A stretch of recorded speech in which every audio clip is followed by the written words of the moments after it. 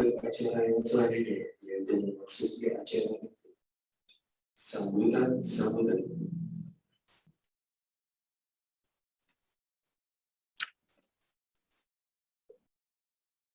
Sambutan yang pertama yang disampaikan oleh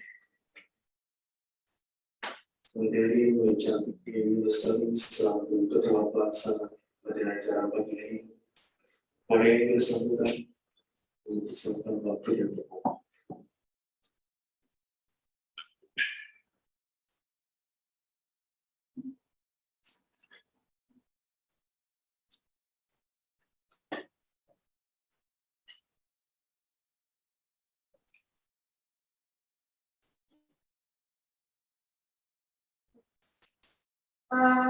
Assalamualaikum warahmatullahi wabarakatuh. Waalaikumsalam.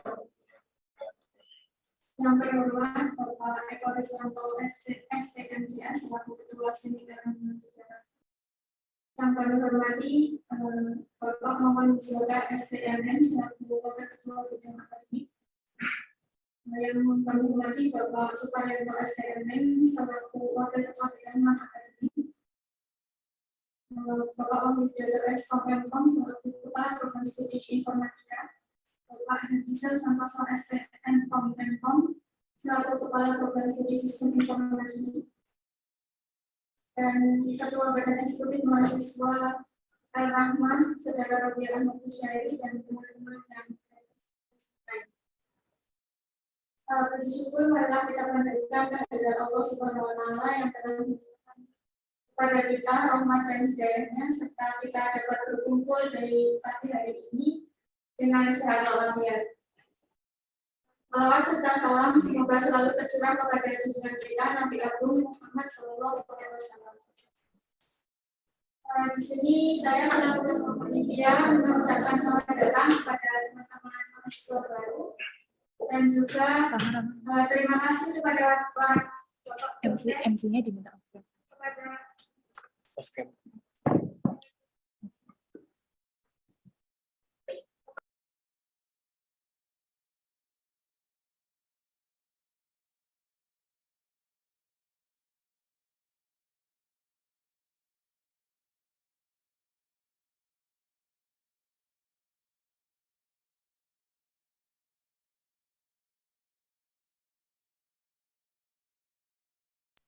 semoga dapat lebih mengenal dengan lingkungan kampus Unik Al-Rahmah di Jakarta.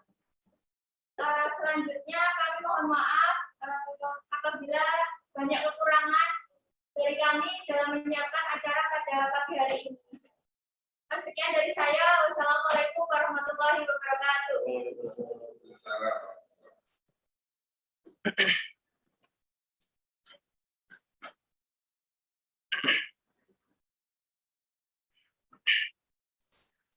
Sambutan yang kedua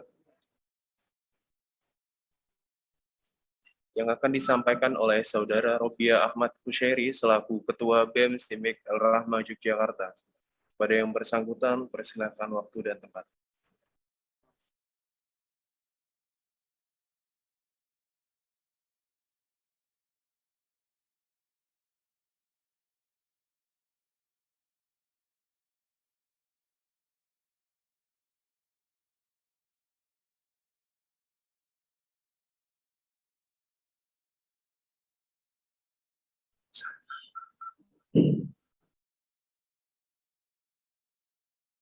Saya ucapkan selamat datang untuk mahasiswa baru STIMIK Al-Rahmah Yogyakarta tahun angkatan 2021. Di sini di acara peta kali ini mahasiswa baru kita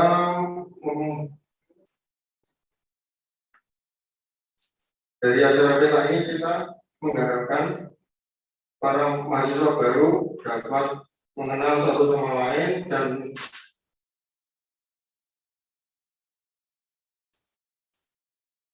dapat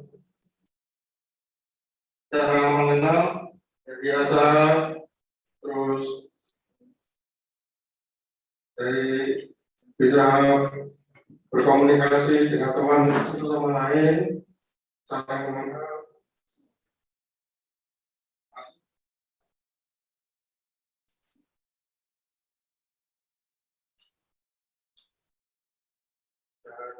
Dan saya ucapkan selamat datang kepada mahasiswa baru angkatan 2021.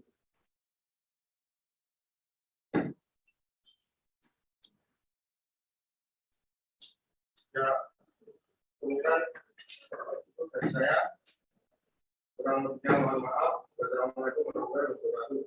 Waalaikumsalam.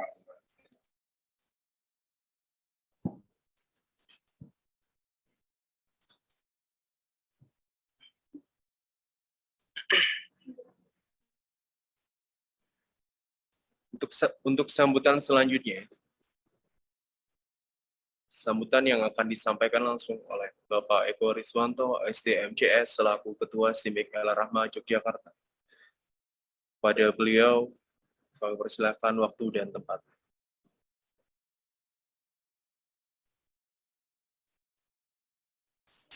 Cek. Bismillahirrahmanirrahim. Assalamualaikum warahmatullahi wabarakatuh.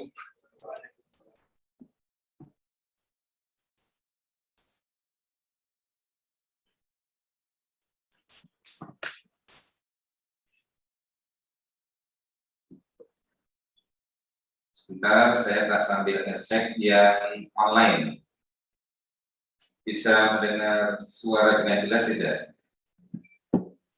Dan yang diu. Diu, mana ini suaranya?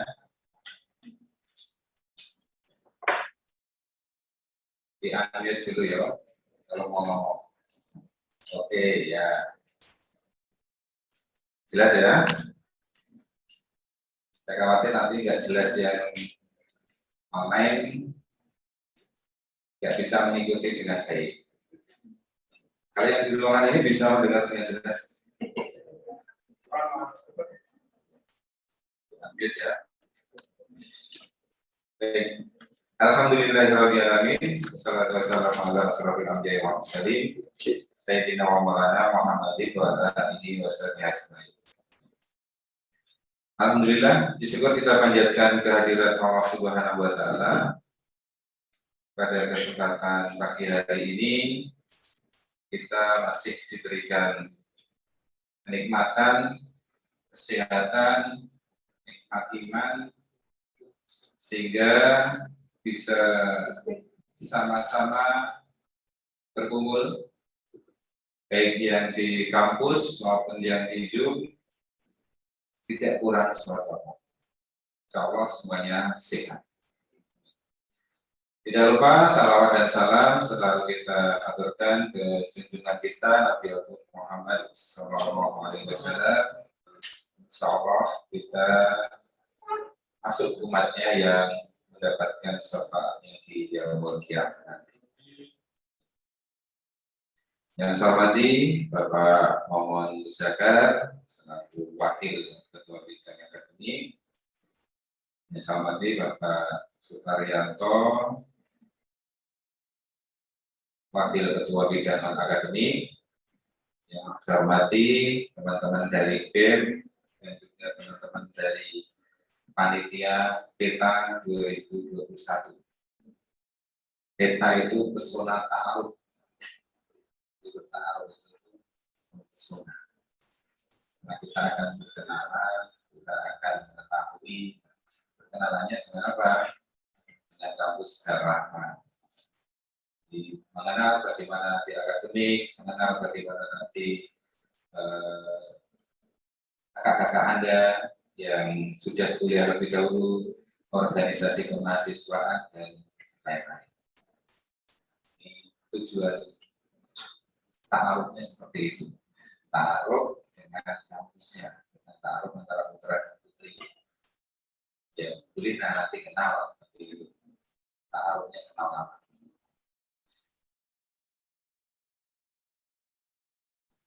Pada kesempatan kali ini saya mengucapkan selamat datang kepada mahasiswa calon mahasiswa baru STIMIK Rahma 2021. Jadi Anda ini angkatan 2021. Nanti 2024 sudah tidak mahasiswa lagi. Harusnya lulus 4 tahun saja, tidak usah panjang-panjang. Kayak PPKM nanti panjang. 4 tahun lulus, terus nanti jadi alumni, nah, itu nanti Anda akan berjuang di luar status mahasiswa. Peta ini insya Allah 2 hari dilakukan dengan 2 media, media offline hanya perwakilan dan media online melalui Zoom. Kita maklum adanya karena sekarang ini masih pandemi, sehingga interaksi langsung itu masih dibatasi. Walaupun kalau di level 3, sekarang di level 3, itu boleh 50%. Boleh 50%. Tapi sebenarnya harus izin dulu ke Satgas Covid, terus yang datang harus ada sertifikat vaksin. Ya kalau kalian punya, kalau sudah diberikan nanti sertifikat vaksinnya diberikan, tidak punya laptopnya. Nah ini kalau mau tatap muka langsung. Jadi karena masih agak repot kita putuskan seperti ini. Dan juga kita memutuskan untuk perkuliahan sampai ujian tengah semester masih daring. Sebenarnya ini sesuatu yang tidak enak. Kenapa? Karena proses belajar mengajar online itu tentunya butuh energi yang besar dari mahasiswa. Baik energi itu dari energi diri sendiri, semangat, ketekunan, belajar, maupun energi dari luar. Telkomsel, itu sate, itu energi yang besar. Ini ya, insya Allah nanti belajarnya kita bisa maksimal. Baik, mungkin tidak terlalu banyak yang saya sampaikan, nanti karena masih ada juga materi. Dengan mengucap Bismillahirrahmanirrahim, Salat Ta'aruf Mahasiswa baru STIMIK Rahma Yogyakarta tahun 2021 saya nyatakan dibuka dengan resmi.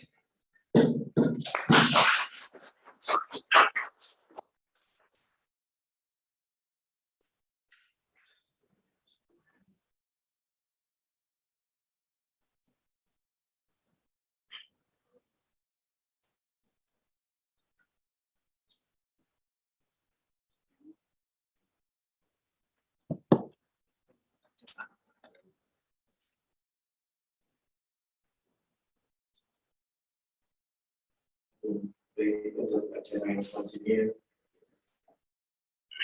akan dilanjutkan penyematan jas alma mater secara simbolis pada perwakilan mahasiswa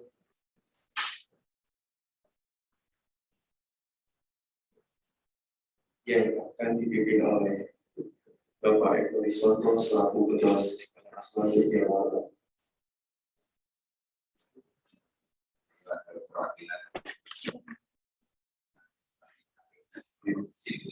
Kepada mahasiswa yang terpilih,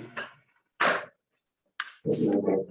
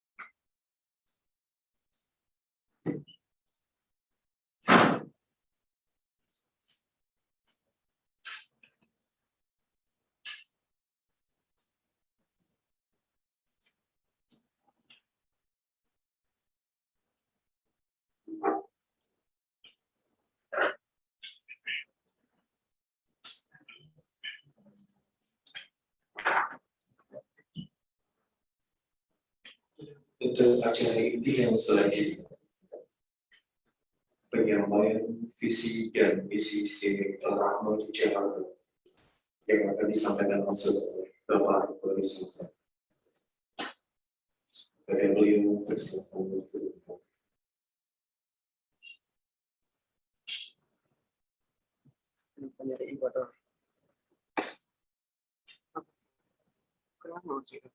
Oh iya.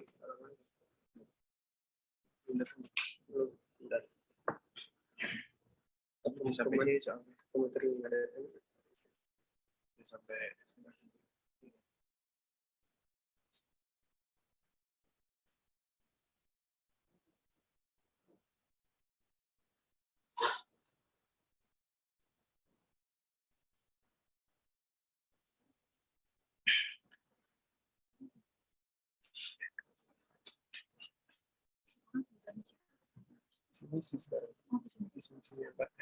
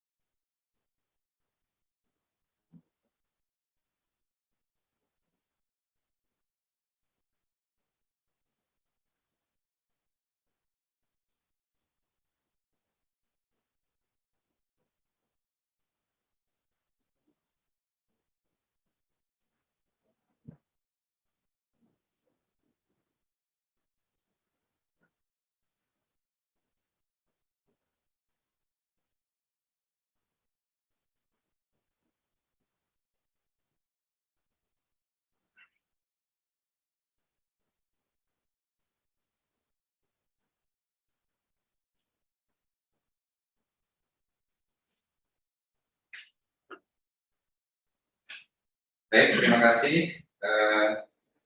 Kembali waktu kedua untuk saya dalam sesi visi dan misi STIMIK Al-Rahmah Yogyakarta. Nanti yang ikut di Zoom, kalau ada yang kurang jelas, baik itu dari suara terutama ya, itu nanti silahkan disampaikan. Di panitia tolong memantau di chatroomnya.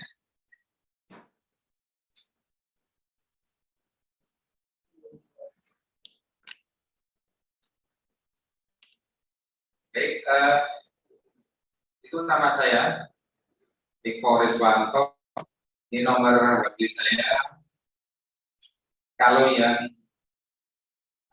yang aktif dari jalur KIP kuliah, insya Allah sudah banyak yang tahu, sudah banyak yang mengenal, sudah banyak yang tahu nomor HP saya.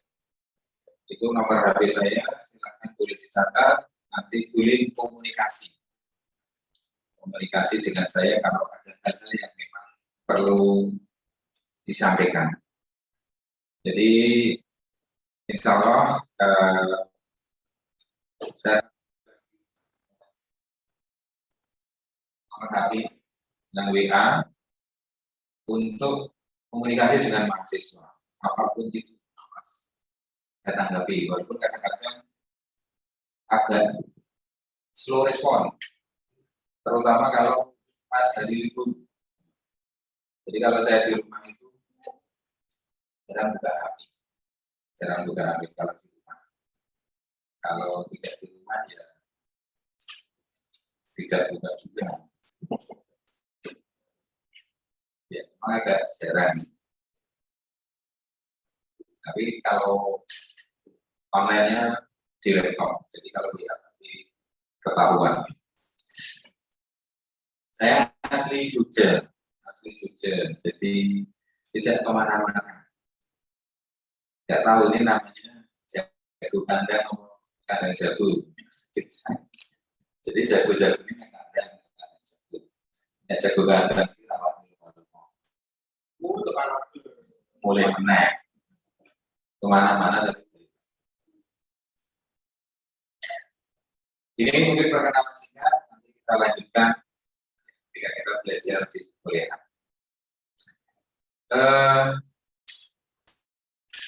Saya akan menyampaikan berkaitan dengan sedikit visi dan misi dan juga nanti hal-hal yang berkaitan dengan kekiniannya.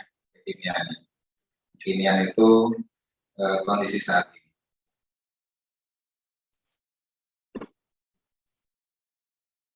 Visi STEM Elaraha. Ini visinya.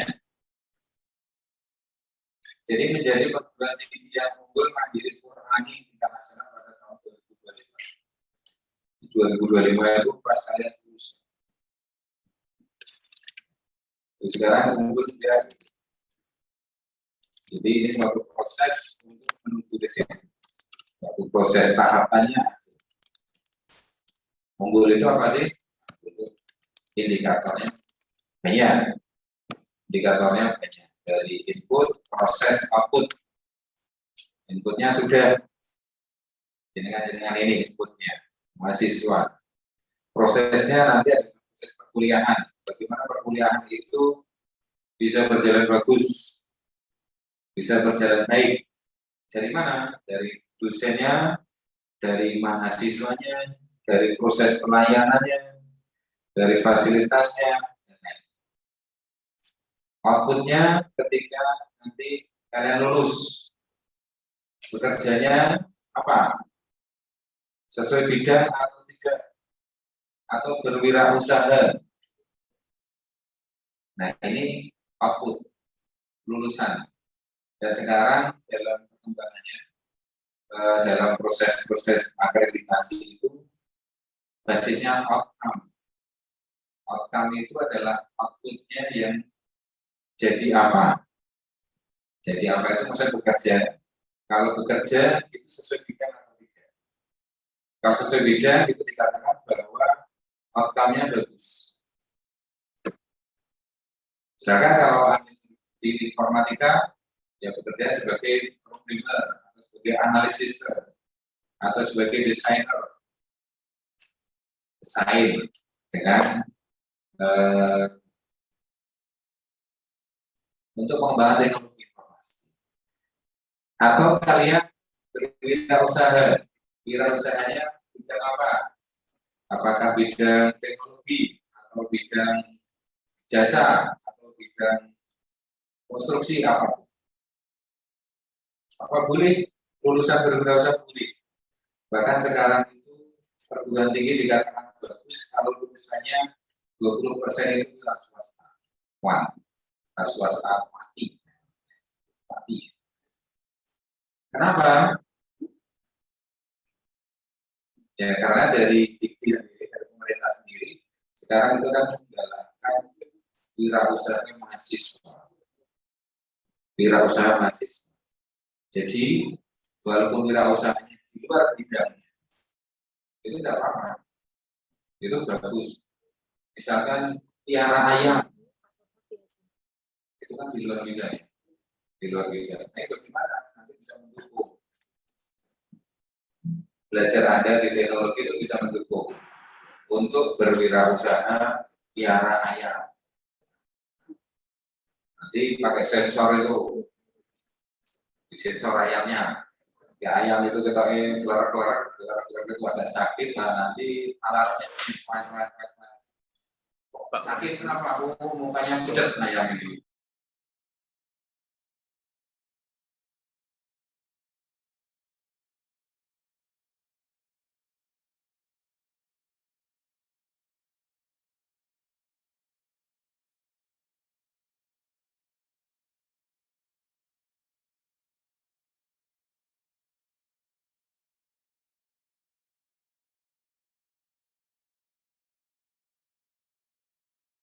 Justru malah harus bangga. Dan sekarang nanti mulai mempersiapkan diri. Ketika jadi mahasiswa mulai siap-siap untuk berwirausaha.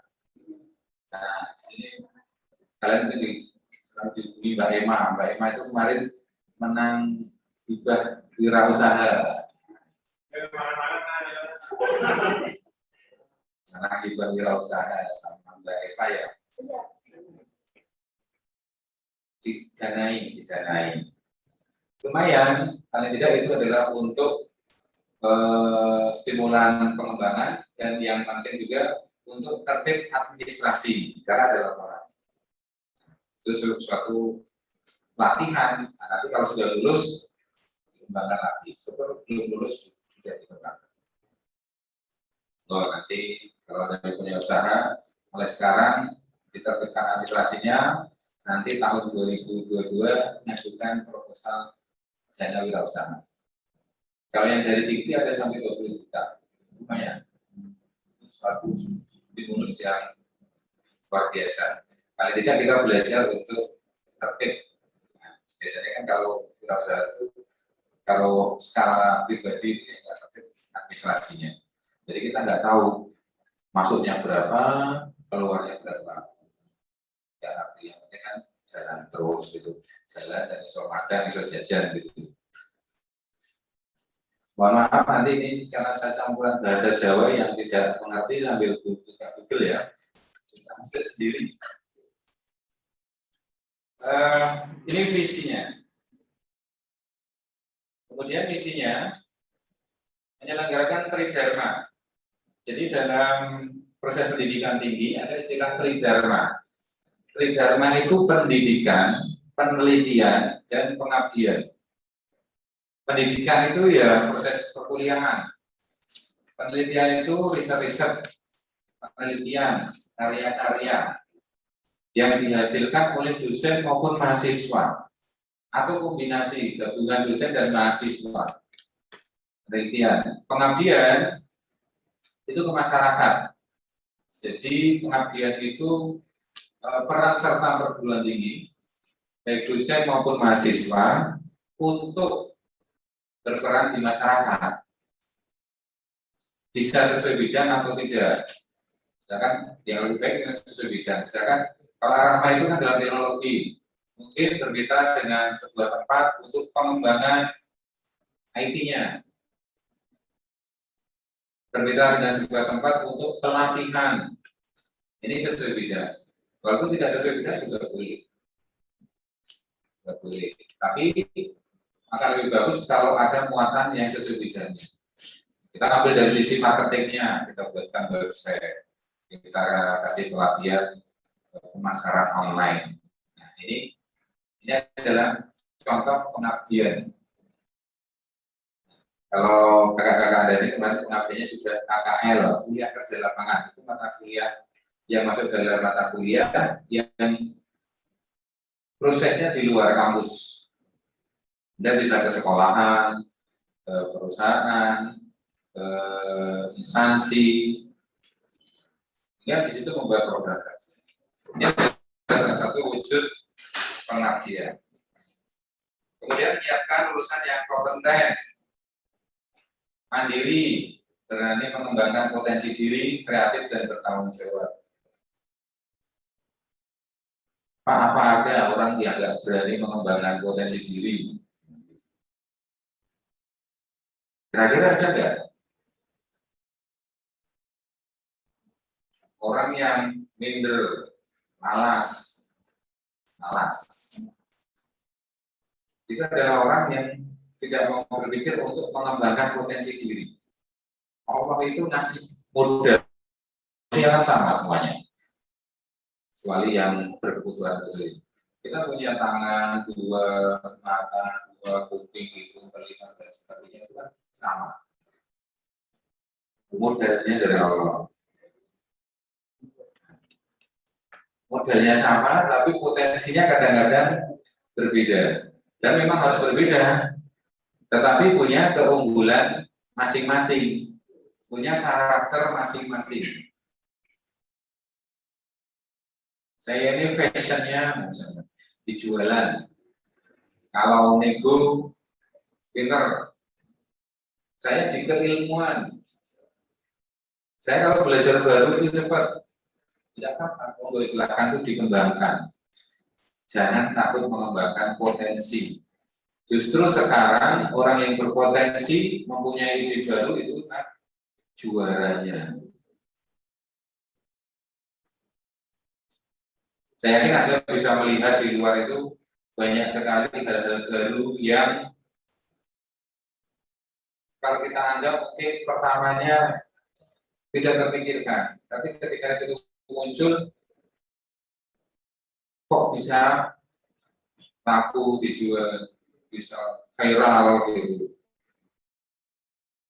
Nah, ini faktor-faktor yang harus muncul dari diri mahasiswa atau dari diri kalian itu adalah pemuda.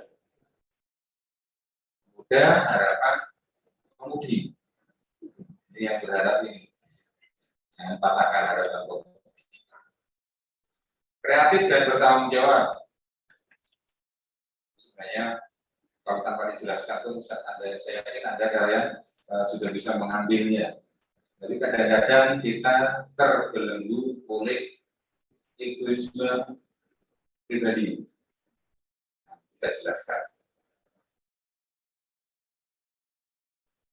Berlandaskan pendidikan tinggi yang bernilai Qur'ani. Jadi ini era ini memang basisnya Islam, titik ya Islam saja. Tidak ada cabang-cabang macam-macam. Sudah itu saja Islam. Jadi kalau kalian ada yang dari Muhammadiyah, dari NU, dari mana lagi? Enggak. HKTI enggak. Kalau di Rama itu basisnya Islam. Tidak. Berarti kita adalah dasarnya Quran dan hadis. Sudah. Tidak usah Pak saya pakai ini, pakai itu. Itu tidak diresmikan. Oke, saya lanjutkan saja. Program studinya ada informatika, sistem informasi. Yang di sini informatika siapa? Berapa orang? 55 berarti. Sistem informasi 4. Di 64. Ya. Ini prodi kita informatika dan sistem informasi. Oke, saya lanjutkan. Nah, ada jargon streaming Erama. Jargon itu apa ya? Pipeline-nya. Di ini jargon IT. Ini menunjukkan kemampuan Anda dalam information teknologi ya, IT itu. Dan Islam terpadu. Nanti SMA IT, SD IT, SDIT, bukan SDIT. Ini adalah information teknologi. Bagaimana core Anda di bidang teknologi. Jadi jago IT, jago ini bukan berasumsi ke jenis kelamin ayam.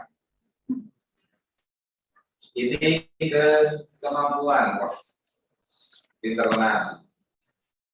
Dia jagonya, gitu. Maksudnya dia adalah pakarnya, jago IT. Jadi pinter IT. Apalagi dari jurusan aja kan informatika, sistem informasi. Orang luar akan menganggap bahwa opo-opo iso tentang teknologi. Ini kompetensi tuntutan luar, tuntutan masyarakat. Jadi kalau nanti kalian belajar di teknologi informasi, ya harus banyak belajar mandiri, mengembangkan diri dengan kemampuan core yang sudah dipilih dalam bidang teknologi. Karena tuntutan masyarakat itu, kamu kan kuliah di teknologi ya, jadi Pak Di,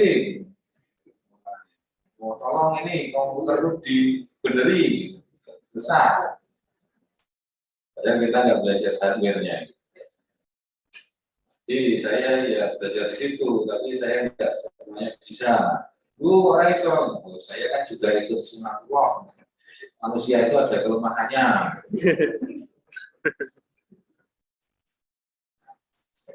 Quran itu lebih ke jiwa.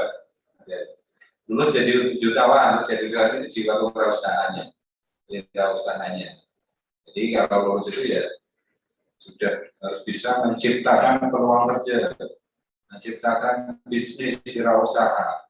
Atau kalau bekerja, ya jangan tangguh-tangguh bekerjanya, harus yang perfect, harus yang amazing. Hanya sih. Tentunya ini semuanya hanya bisa diraih secara bertahap, step by step, nggak mungkin instan. Mie instan aja nggak bisa langsung dimakan. Mie goreng harus direbus dulu, nggak digoreng. Jadi harus tahap bertahap. Dari level yang paling bawah. Gedung yang tinggi pasti dimulai dari fondasi. Dan biaya fondasi itu dalam bangunan paling besar. Artinya apa? Ketika Anda belajar pada level dasar, itu perjuangannya itu lebih berat. Apalagi dari pola pikir SMA, zaman sekolah, ke pola pikir mahasiswa, itu harus berbeda. Bukan harus berbeda, memang berbeda. Jadi kalian harus menyesuaikannya. Menyesuaikan. Tidak boleh levelnya level seperti siswa dulu, menerima apa adanya, belajar apa adanya. Kalau kalian harus kritis dan bisa mengembangkan diri. Konsep dalam pemikiran belajarnya pun juga berbeda. Tidak boleh 100% menghafalkan. Tidak boleh hafalan, apalagi di informatika dan sistem format masih tidak boleh hafalan. Kalau hafalan, wah jelas KO besar. Karena ada konsep memahami, paham gitu. Tapi pahamnya indikatornya adalah bisa menjelaskan, bisa membuat, bisa mempraktekkan. Ini konsep pahamnya diukurnya.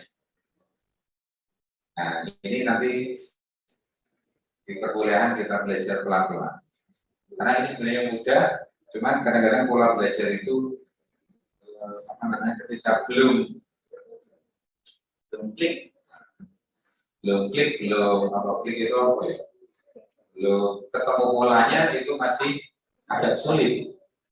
Jadi kalau diterangkan itu jelas, kalau diubah sedikit aja nggak jelas, bingung. Nah ini nanti yang harus disesuaikan. Nah ini secara cepat saya sampaikan konsep dasarnya. Karena waktu saya ini terbatas, sampai jam 4:05.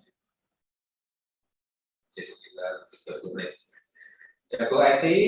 Ini konsep dasarnya memberikan kemampuan bidang IT kepada mahasiswa. Jelas skornya kita sudah teknologi. Mata kuliah, teori, praktek disampaikan dengan jelas. Mudah dipahami, berorientasi kasus, update, up to date. Ini dan harus jadi produk. Dari produk itu maksudnya adalah ada hasilnya yang syukur-syukur bisa digunakan, bisa diterapkan. Paling tidak itu bisa menjadi sesuatu yang up to date tadi, up to date, sesuatu yang baru. Ini adalah konsep perkuliahannya. Terus mahasiswa menghasilkan produk-produk IT yang layak jual. Layak jual itu bisa digunakan sesuai dengan permasalahan yang dihadapi. Jadi bisa menyelesaikan masalah. Pak, apakah lu bernilai uang? Boleh. Tapi ketika digunakan dan bisa menjalankan atau menyelesaikan permasalahan suatu tempat, itu dikatakan layak jual. Karena layak jual itu bisa digunakan. Kalau Anda membandrol 10 juta tapi nggak bisa digunakan, itu namanya nggak layak jual.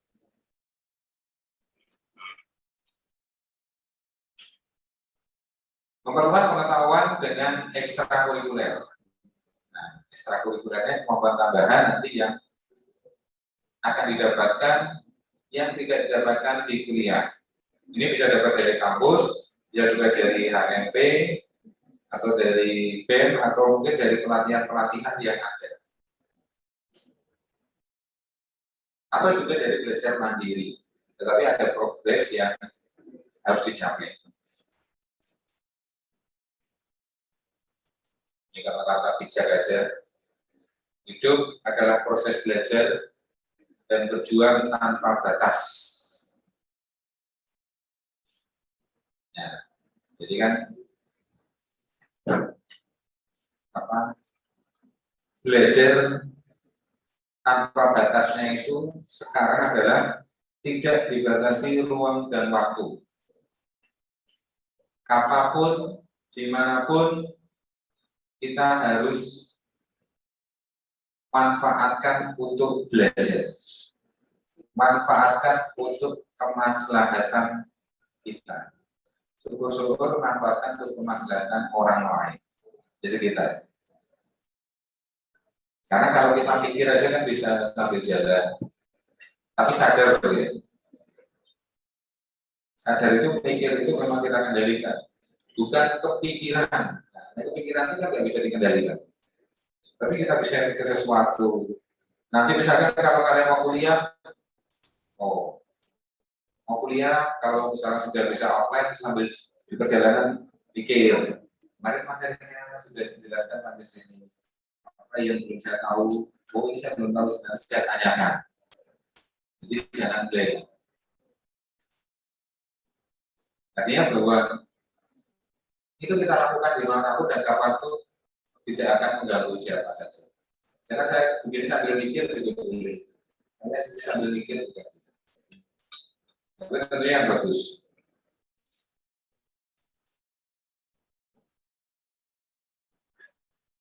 Ini Quran ini konsepnya, jadi memberikan kemampuan transfer baca Al-Quran, menerjemah, memahami isi dan kepribadian Islami. Nanti semester 1-2 wajib mengikuti kegiatan pesantren. Ini kegiatannya juga kelas, tadi seperti kuliah, tapi muatannya itu yang pertama adalah untuk targetnya mahasiswa bisa baca Al-Quran. Nah, baru nanti semester 3 itu ada mata kuliah agama Islam. Ini diawali kegiatan pesantren. Kemudian lulus jadi jutawan.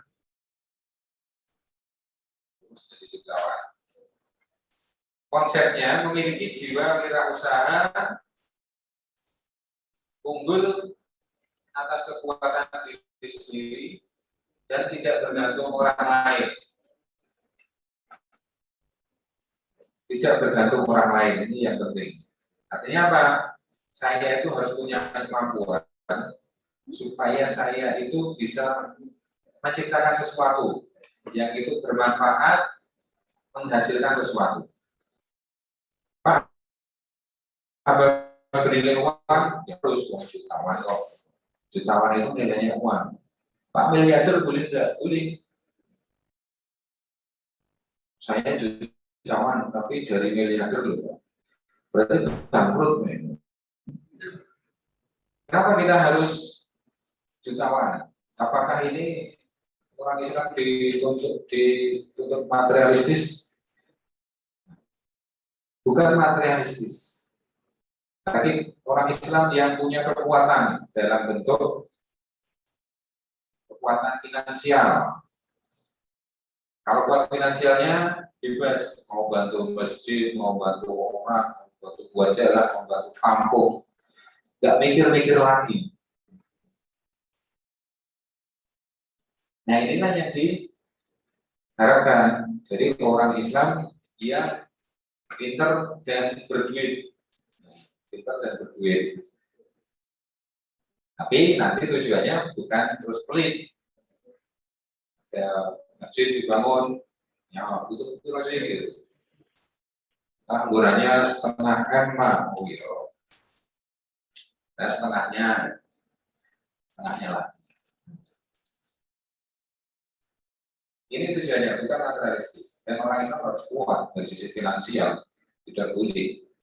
Jangan sahabat Nabi itu kan kaya-kaya. Nyumbangnya juga tidak tanggung-tanggung. Nyumbangnya juga tidak tanggung-tanggung. Banyak kisah-kisahnya. Terus yang kedua, tampil negosiasi. Negosiasi bisnis. Biasanya kalau cewek-cewek ini praktekkan di pasar, kenyang. Bah, cabai berapa kilo? Sekarang 30, 25 ya Mbak. Negosiasi bisnis. Tapi konsepnya dalam bisnis adalah bagaimana Anda bisa ya bernegosiasi, baik negosiasi untuk barang membeli atau menjual. Karena dalam bisnis kan kita bisa membeli, kita bisa menjual. Dan negosiasi ini adalah kemampuan yang tidak semua orang punya, tapi bisa dipelajari, bisa dibiasakan, apalagi kalau terpaksa. Pak, kok terpaksa? Ya tidak apa-apa. Sesuatu itu kita bisa awali dari nol, belum kita lakukan apapun. Bahasa asing berani mengambil risiko. Nah, dalam era sekarang ini, bahasa asing menjadi sesuatu yang penting. Di era digital, komunikasi dengan eksternal, apalagi dia luar negeri, kita pakai bahasa asing, bahasa Inggris terutama. Ini kemampuan yang sekarang tidak boleh ditawar-tawar lagi. Pak, kan ada translator ya, tidak apa-apa sih kalau memang kalian berkomunikasinya itu bisa ditranslatekan berjeda. Tapi kalau komunikasi langsung itu kan sulit kalau tidak bisa. Nah, monggo nanti kalian masih muda, masih punya prospek panjang, jangka panjang, itu jangan dilupakan berbahasa asing. Kemudian berani mengambil risiko. Jelas orang berbisnis kalau nggak berani risiko ya nggak usah berbisnis. Namanya orang baru pemula, kemungkinan rugi itu besar. Bahkan pertama biasanya adalah free, gratis, jualan angkringan, ini gratis seminggu. Ini berani mengambil risiko, artinya untuk memperkenalkan dulu, terutama memperkenalkan produk dan rasa kalau misalkan angkringan. Wah ternyata angkringannya enak, tehnya enak, jahenya enak, gorengannya enak gitu. Kenapa dia mau gratis? Karena mau memperkenalkan rasa dan eksistensinya nanti, keberadaan. Kemudian memiliki daya kreasi, imajinasi, dan kemampuan yang tinggi untuk menyesuaikan diri dengan keadaan. Nah ini. Adaptasi dengan keadaan ini sesuatu yang sangat luar biasa. Contohnya sekarang ini kita kan sudah pandemi itu hampir 2 tahun. Gimana adaptasinya? Tentunya adaptasi ini adalah untuk meningkatkan kemampuan untuk memunculkan potensi di tengah pandemi. Kan sering ada potensi pandemi. Apa saja bisnis di tengah pandemi yang bisa dilakukan. Jangan pandemi suruh di rumah ya jualan semangka, jualan melon, gelundung tempat tidur gitu. Jangan, Justru kalian nanti di bidang teknologi itu luar biasa ini perkembangan teknologinya. Jadi tuntutan teknologi di tengah pandemi itu luar biasa. Kesempatan-kesempatan luar biasa. Jargonnya bahwa masalah adalah peluangku. Jadi ketika ada masalah, tanya ke saya, untuk peluang bisnis muncul ide-ide.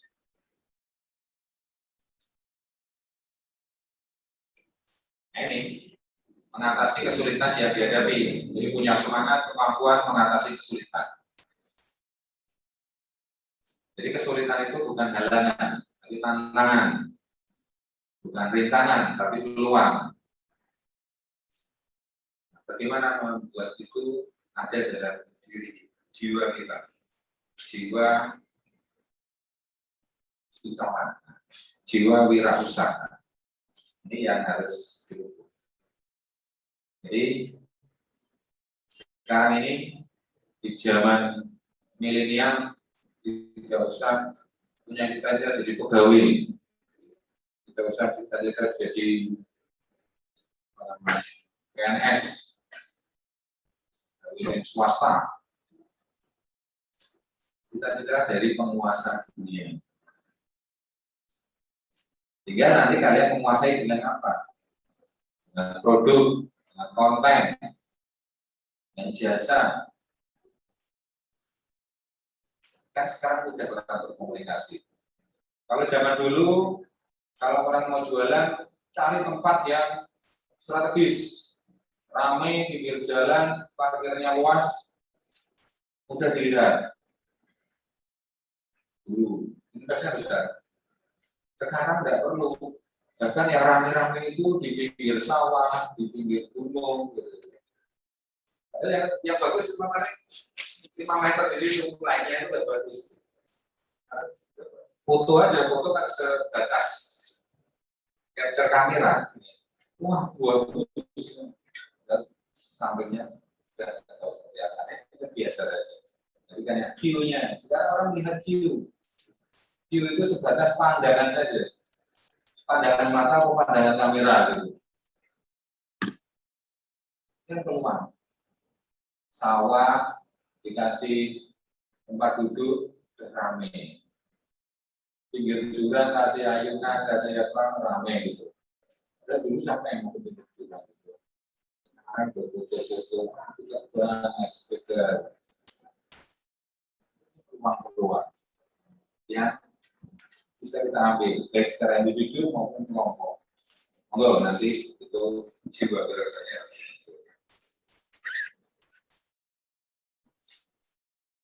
Efisiensi penghematan biaya jelas ini nggak usah dijelaskan bahwa kalau prinsip ekonomi itu keluar yang kecil hasil yang paling besar, mengeluarkan sekecil-kecilan menghasilkan yang sebesar-besarnya prinsip ekonominya dan semuanya pasti berprinsip seperti itu. Analisis sistematis dan metodologis. Jadi ketika membuka bisnis ya harus punya analisisnya, peluang dan tantangan, risiko-risikonya ya harus. Ada mata kuliah kewirausahaan dan ada nanti ekstrakurikuler.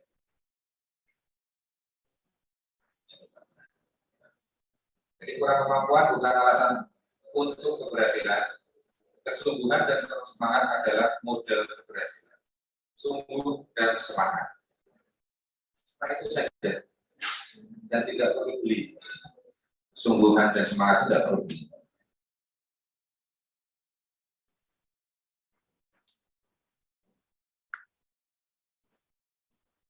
Ini Bill Gates yang Anda tahu, yang Microsoft, yang dulu pernah jadi orang terkaya. Nah, Microsoft kan software yang paling awal ya, merahasiai. Sekarang yang kaya-kaya itu karena dia punya marketplace. Ini sudah tidak. Tapi pernyataannya, jika kalian itu lahir miskin, itu bukan kesalahan. Tapi kalau matinya miskin, Itu kesalahan. Kenapa selama hidup tidak berusaha, tidak berjuang, ini mati miskin, kasihan. Ditimbun miskin. Harta kan tidak dibawa mati, Pak. Ya, siapa bilang harta dibawa mati? Dibawa, harta itu dibawa mati. Tapi ada caranya. Caranya titipkan ke masjid, panti asuhan, bangunan, itu nanti dibawa mati. Gitu. Teman di sana. Itu berkaitan dengan visi misi Dimik Rahman. Sedikit saya akan masuk ke ini, revolusi industri 4.0. Jadi sekarang sudah pada tahu semua. Sekarang zamannya teknologi. Jadi revolusi industri 4.0 itu adalah industri yang menggabungkan teknologi otomatisasi dengan teknologi cyber. Jadi digabungkan ya.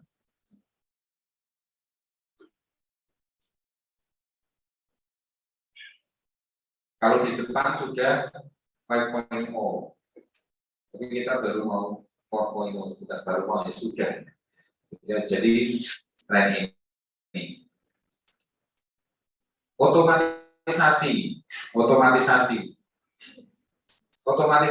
ini adalah sesuatu yang sekarang sudah tidak bisa ditawar-tawar lagi.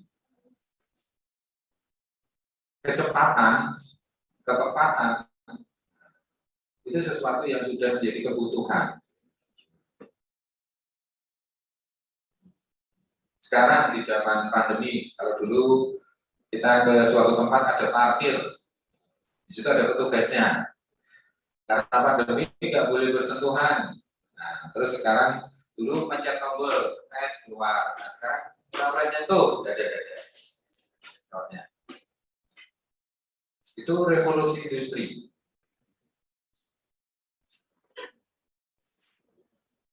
Kalau dulu di toko-toko itu untuk memanggil pembeli pakai kucing, gitu. Sekarang pakai kipas angin atau boneka. Itu manggil pembeli. Implementasi nyata. Coba kalau itu misalkan lowongan kerja, duduk berdiri di depan toko nawi-awi pembeli. Gajinya besar kalau ada yang gitu.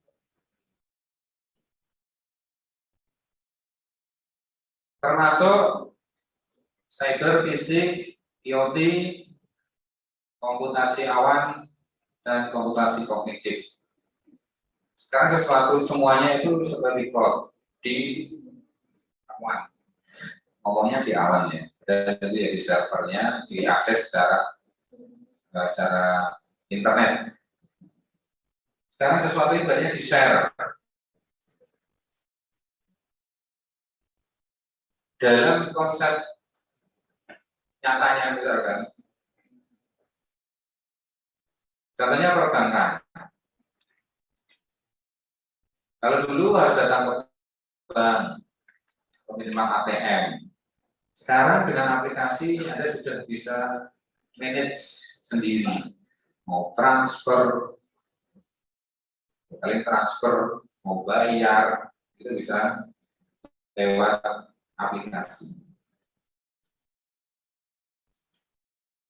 Nah, ini fasilitas-fasilitas seperti ini sekarang sudah menjadi kebutuhan. Karena kecepatan dan ketepatan itu dibutuhkan. Walaupun orang tidak kemana-mana, sekarang itu orang semakin sibuk. Walaupun tidak kemana-mana, itu di tempat itu aja ke situ. Tapi dia kemana-mana lewat media, lewat fasilitas. Nah, makanya kalau kalian punya cita menguasai dunia itu bisa tanpa harus keliling dunia. Nah, kalau sudah menguasai dunia, punya duit, baru bolehlah keliling-kelilingnya apa, jalan-jalan, lihat sana, lihat sini. Pak, nggak usah kesana-sana, saya juga bisa foto, langsung foto ke mana inginnya. Amerika, foto, Eiffel, foto di Eiffel-nya sampai tadi. Tapi kan kita bisa membohongi orang lain, tapi nggak bisa membohongi diri sendiri. Ditanya,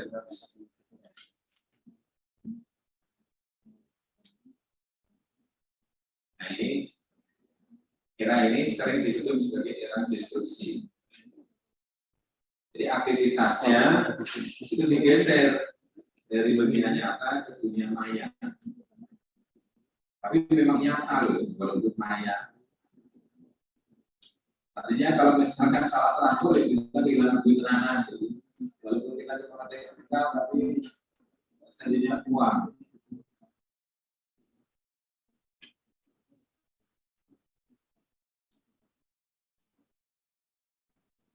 Kemunculan transportasi daring. Nah ini yang dulunya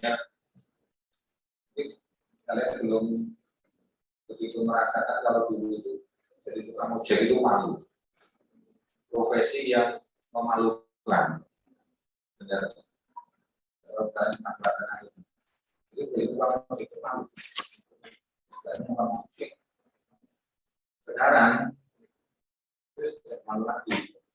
Karena mungkin di kerja tukang ojek. Jadi ini disrupsi. Dulu itu orang mengerjakan malu, sekarang enggak. Dulu kerjanya apa? Cuci. Sekarang kita diganti laundry. Kerjanya laundry. Laundry itu apa ya? Cuci.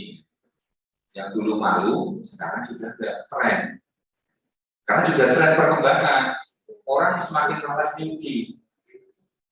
Kalian malas mondar? Atau di laundry kan? Di laundry aja Pak, beres sekilo 2.500 wangi. Tidak apa-apa. Itu adalah peluang.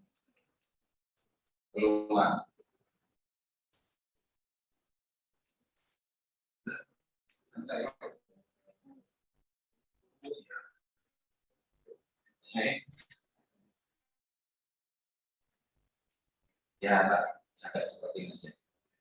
Ini evolusi teknologinya, ada human machine communication, jadi kita komunikasi mesin, global connection, smart robot, internet of things, virtual education, big data, terus ini mobil tanpa driver, printer 3 dimensi. Nah ini karena tidak 1 menit saya tak cepat ini.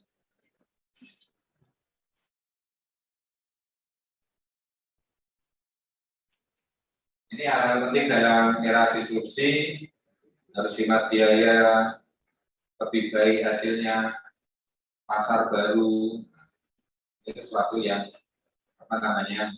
harus kita kembangkan saat ini.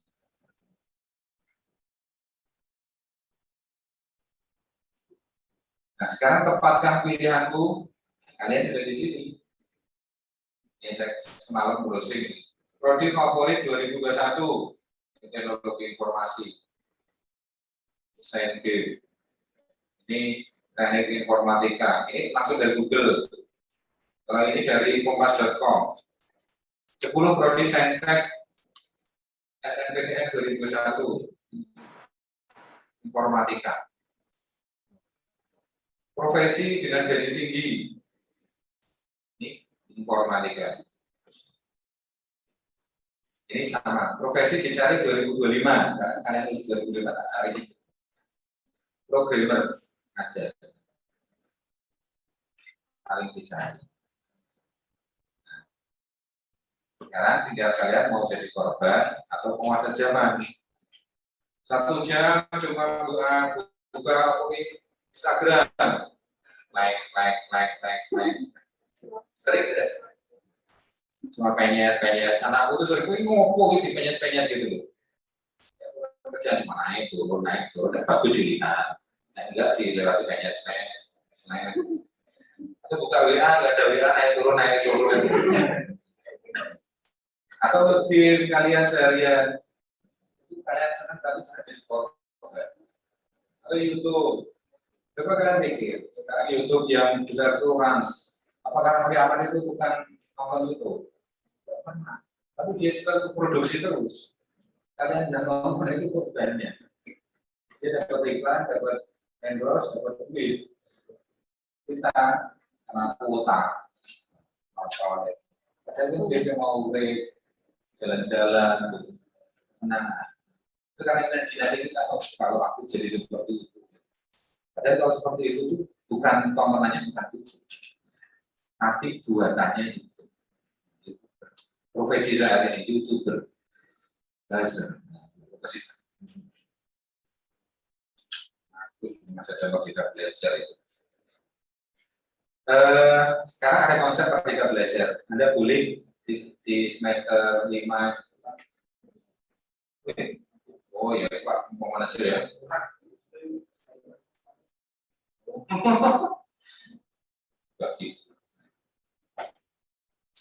Jadi ada konsep Merdeka Belajar. Boleh Pak, dalam 2 semester itu belajar di luar kampus.